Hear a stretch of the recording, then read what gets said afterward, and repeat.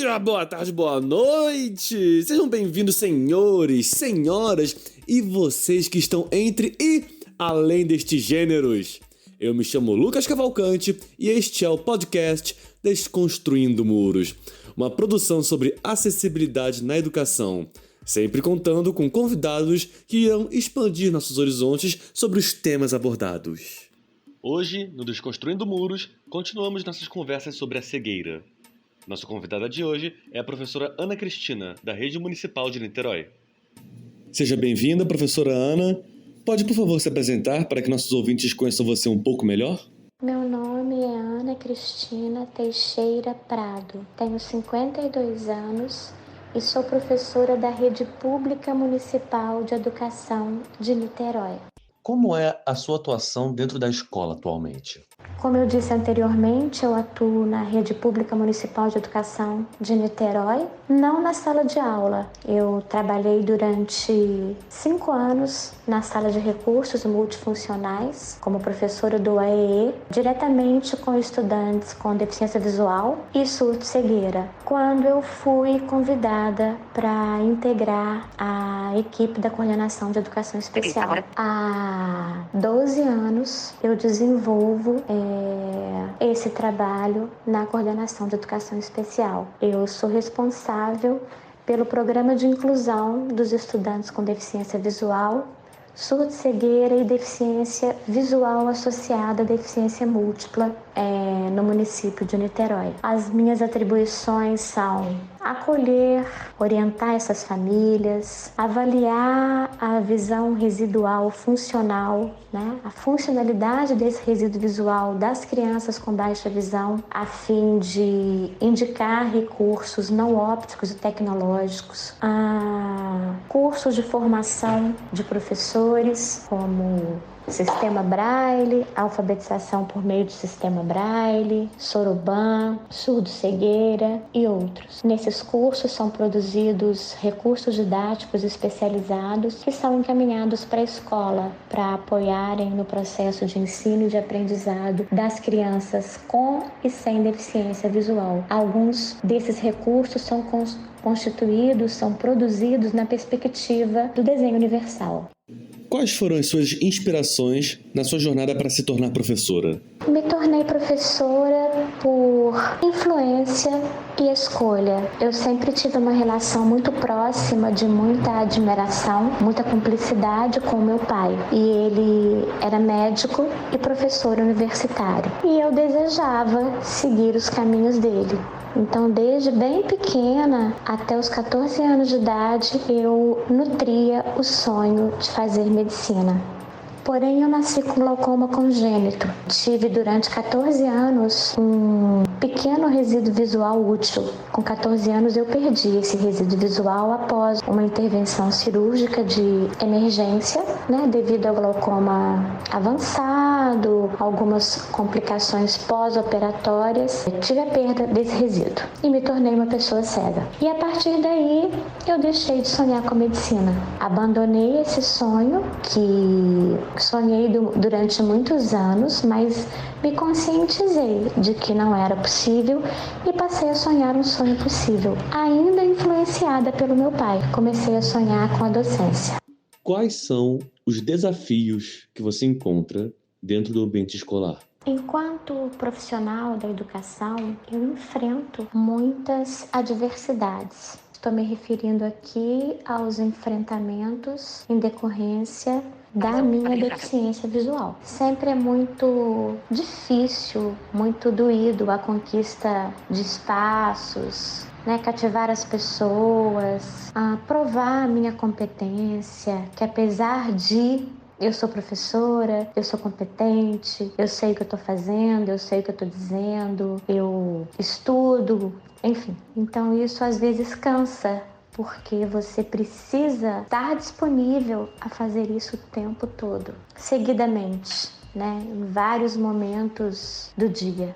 E isso em alguns momentos dá um certo desânimo. É claro que com o passar do tempo essa descrença, né, ela minimiza. E é claro que algumas pessoas não têm esse comportamento. Algumas pessoas estão sempre abertas à convivência com o novo, com aquele que lhe é estranho, com aquela presença estrangeira, mas existe uma abertura para essa convivência, para esse aprendizado mútuo. Outras pessoas não, outras pessoas são enraizadas, né? Elas não se permitem se deslocar, elas são enquadradas e elas só sabem fazer e pensar de um único jeito. Então essas pessoas me desafiam. Quando eu me deparo com pessoas com esse comportamento, eu sei que eu vou ter ali um enfrentamento, eu vou ter uma barreira muito difícil para transpor. E muitas vezes eu nem consigo transpô-la, eu sou obrigada a aprender a conviver, né? Muitas vezes engolir sapos e lagartos e evitar o enfrentamento, porque é um enfrentamento sem êxito, que vai me trazer um desgaste emocional muito grande e não vai valer a pena. Já comentamos no último episódio sobre alguns desafios que alunos com deficiência visual enfrentam nas escolas. Pode nos contar um pouco sobre sua experiência como aluna e alguns momentos que marcaram você? Quando eu fiz o primário, o ginásio, durante o meu processo de escolarização, eu sofri bastante discriminação. E aliado a isso existia falta de acessibilidade.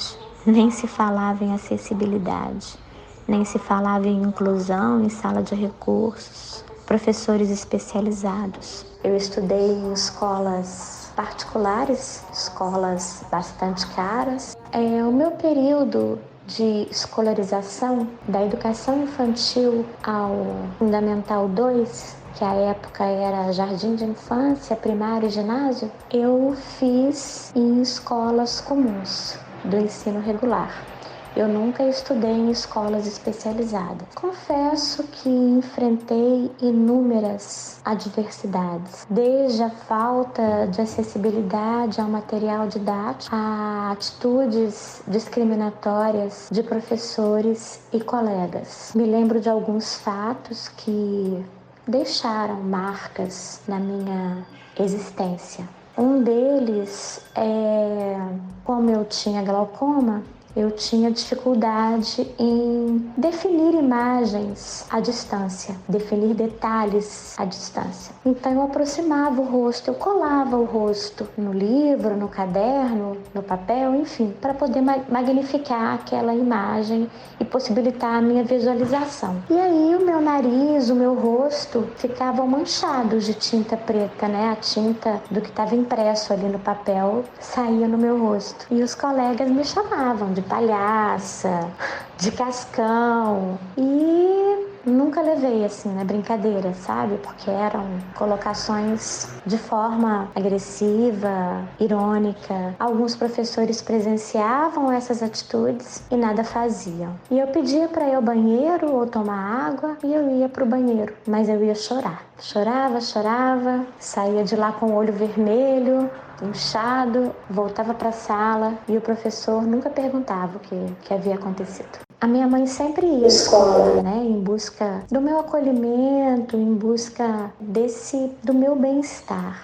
Eu não gostava de estar na escola, de ir à escola. Eu ia, eu nunca buscava desculpas para não ir à aula, eu sempre ia, mas eu sofria. E mesmo com essa intervenção da minha família, junto à escola, nada adiantou. E esse período mais sofrido, ele foi durante o primário e o ginásio. A educação infantil, o jardim de infância, eu tenho poucas lembranças. E a partir do curso normal, segundo grau, hoje ensino médio, as coisas começaram a ficar mais fáceis, porque eu já estava cega. Eu já sabia qual era o meu limite e eu já estava mais madura, eu me colocava, eu me posicionava, apesar de sempre ter sido muito tímida, muito retraída, mas eu me colocava. Você pensa que houveram avanços dentro da escola desde a época em que você foi aluna? E assim, eu não sei, eu tô tentando aqui pensar tentando refletir, em que resposta dar à pergunta. Eu acho que houve algum avanço nos dias de hoje. É difícil. Houve avanços tecnológicos, né? Isso sim. E hoje a gente lida com o bullying, lida com as atitudes e conceitos discriminatórios de uma outra forma. Então eu acho que houve sim uma mudança. Porém, eu penso que a gente está engatinhando em direção a uma sociedade de fato inclusiva. A gente precisa ainda de muitas mudanças para que a gente construa uma escola, uma sociedade, um planeta onde todos os corpos pertençam de verdade, onde todos os corpos sejam respeitados do jeito que são, seus ritmos, seus tempos. E para isso a gente precisa mudar as cabeças. A gente precisa da mudança de mentalidade para que a gente tenha uma transformação social. A gente sabe que não é fácil, mas eu penso que não é impossível. Eu acho que é por isso que a gente está aqui.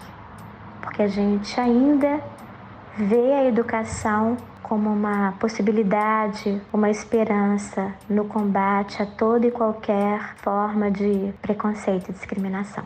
Hoje, a gente tem muitos recursos, a gente tem a tecnologia a nosso favor, mas grande parte das cabeças continua habitada pelos mesmos pensamentos. E é isso que a gente precisa rever, né? Os nossos conceitos, as nossas atitudes, porque senão a gente não vai encontrar nunca esse mundo que é possível, mas depende exclusivamente de nós para que ele exista. Então, pensando no que eu disse anteriormente, agora, eu concluo que o investimento precisa ser feito na transformação do ser humano. É só a transformação individual que vai promover a transformação social. Os enfrentamentos são muitos, as adversidades, as dificuldades, os desafios, e em alguns momentos eu me canso, eu tenho vontade de desistir, mas eu considero que já foram muitas conquistas, muitos desafios superados, né? Acabei encontrando saídas e eu ainda, apesar disso tudo, apesar desse relato que traz tantas dificuldades vividas desde muito pequena, eu reforço o que eu já falei. Eu acredito na educação como ferramenta de transformação e encontros, desencontros que vão promover essas mudanças que a gente tanto deseja, que a gente tanto busca, né? A constituição de uma escola diversa e inclusiva. Eu ainda acredito nisso. Por isso que eu continuo na educação, por isso que eu me dedico muito ao meu trabalho, aos meus estudos. E eu sei que existem pessoas com e sem deficiência que pensam como eu, que acreditam nessa luta, que mesmo com todas as dificuldades, acredita que é possível, que lá na frente haja uma mudança, mesmo que a gente não esteja ainda aqui para colher esses frutos. Muito necessária a sua fala, professora.